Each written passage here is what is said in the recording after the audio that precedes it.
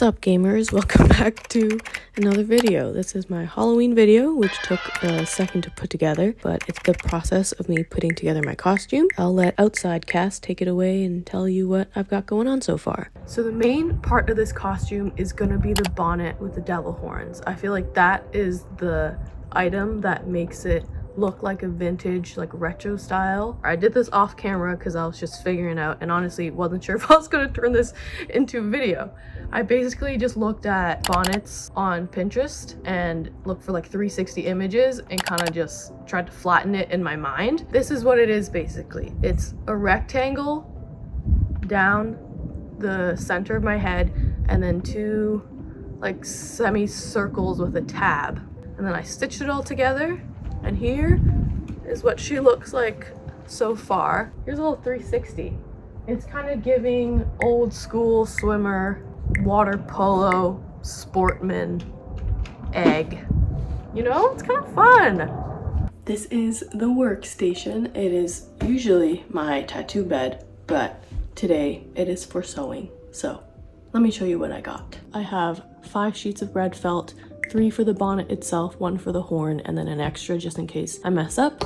I have red ribbon to match, red thread that I got from my mom, and hopefully there's a good match here. Some scraps in case I need to test anything out. Embroidery floss in case the red thread is too thin. Sewing kit, tripod, laptop, and yeah. Hey, it's voiceover Cass here to explain what I'm doing. So basically, I'm taking apart the mock-up that I showed you guys, and I'm using the individual pieces to make a template for the red version. Did it in cardstock first because I was like, oh, this will be nice to use in the future if I want to make another bonnet. But you'll see later in the video that this cardstock thing will basically be useless. But it's okay. It's the thought that counts. And honestly, it was a lot easier to trace around the cardstock than another piece of felt. So, you know, it wasn't a total miss. I usually try to make my own Halloween costume because for some reason I just refuse to spend money on it. I don't know. You wear it like one time. So I'm like, I'm not going to spend more than maybe like $10 on a costume. And it's fun to put it together yourself. It's a good mental challenge. You know, I own way too much clothes anyways, so there's gotta be something usable in my closet, and thrifting's always fun, and I'm a crafty girl, like I can make stuff, so why not take advantage of that skill?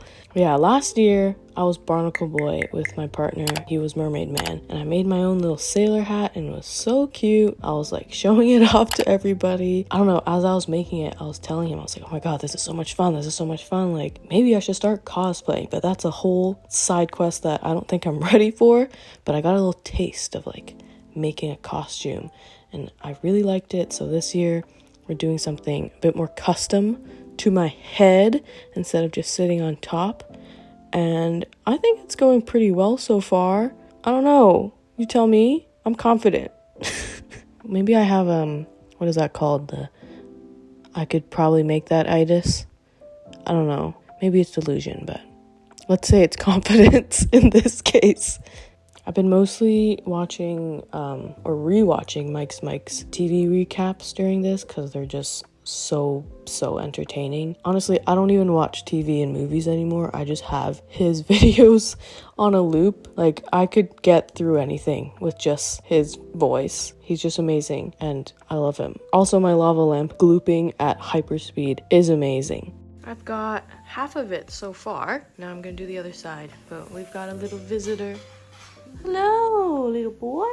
Oh, big stretch, Flinny.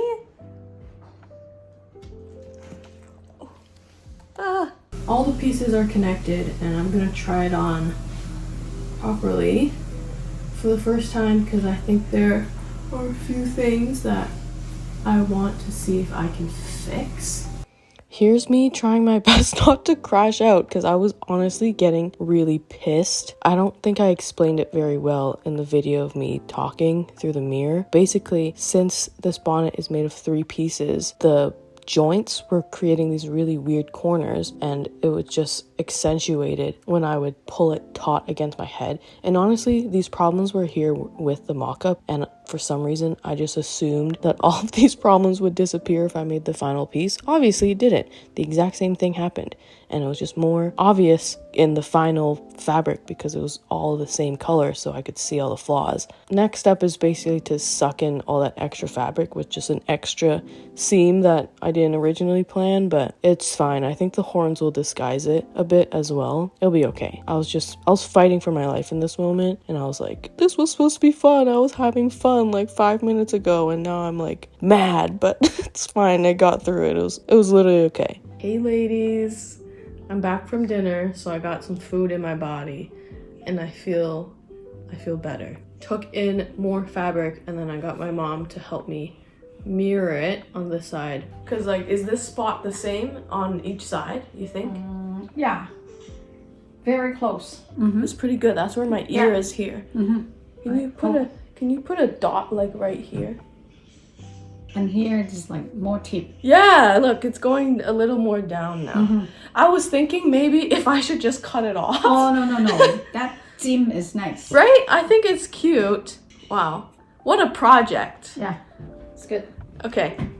Yeah. Perfect. I'm gonna stitch this last part, and then we'll have a proper try on of the bonnet before the horns.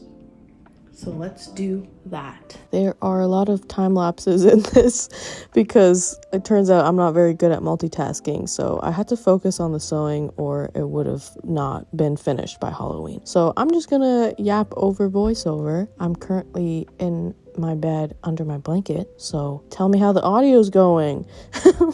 I was never like a huge Halloween kid. It was mostly something I experienced because of school, and like I feel like my memories of dressing up are mostly from like dance recitals and stuff. But I do enjoy dressing up. It's fun, especially nowadays. I feel like there are less and less occasions to really put on a look, you know? So any opportunity I get to either dress fancy or look a little stupid in costume, I will take. Trying to add a little whimsy and fun to my life. And Halloween is one of the best opportunities to do that. I have been a pumpkin for most of my Halloween costumes. It's easy, it's classic, it's very recognizable, it looks good over a jacket. You know, Canadian winters, they kind of ruin Halloween costumes. So finding something you can put over a jacket is like top tier. Like I said before, last year, I was Barnacle Boy to my partner's Mermaid Man. That was really fun. The year before, we were TJ and Spinelli from Recess. One of my favorites. Such a good show, and I found everything in my closet for me and him, so it was perfect. The bonnet is made. Here it is. I'm not gonna tie it right now, but she's a pretty good fit. I would say, what? Like an 85% perfect fit, maybe even 90. I don't know, it can definitely be better, but I think this is pretty good for a first attempt at making something like this, like ever. Look how like round my head is. All that is left is the horns now, and it's gone through a few different renditions. First, I had this. I think I was a little too eager. I made it out of white first just to like test it out because I wasn't sure exactly how I was gonna make it look 3D, but it turns out I can just make it flat and then shove a bunch of felt in it and it'll make it puffed up. But this was too much, so I wanted to shorten it and make it a little wider. And I was overconfident because I made it in the red right away. And they're very similar. They're basically the same, and especially when I put them on my head, the difference is very small.